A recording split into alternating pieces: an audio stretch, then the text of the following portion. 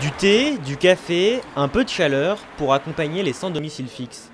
C'est des étudiants qui le font sur leur temps libre. Là-bas, je me dis que c'est gentil de leur part.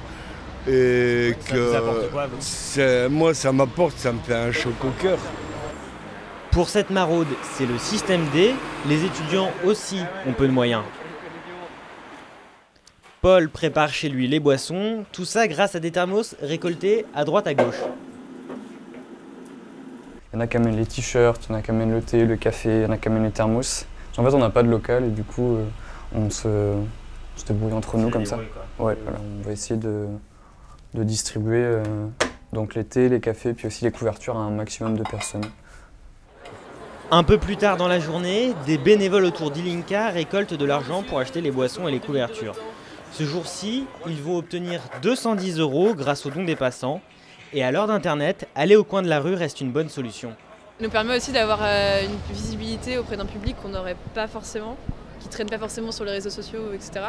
Sinon, même quand les gens ne donnent pas, ça nous permet de glisser un tract. Il y a des gens qui sont intéressés pour regarder avant de donner. Et c'est là où la plateforme de dons en ligne prend le relais. Retour à la maraude, les étudiants se divisent en petits groupes. Ils parcourent les rues sans chemin déterminé. Ils accordent beaucoup d'importance aux femmes seules. Elles sont de plus en plus sans logement. Quand je vous vois, ça me donne le sourire. Dieu vous bénisse. 80 bénévoles dans l'association, plus de 29 000 SDF à Paris. Les étudiants sont conscients de la limite de leur action. Ça va pas forcément changer leur vie, mais l'idée c'est de les soulager un peu sur l'instant. Ça peut faire du bien de parler. Ils sont dans des situations où souvent ils ont besoin quand même d'être socialisés. Ça leur fait du mal de voir tout le monde passer devant eux sans forcément jamais s'arrêter. En 2013, un étudiant sur 3 était engagé dans une association.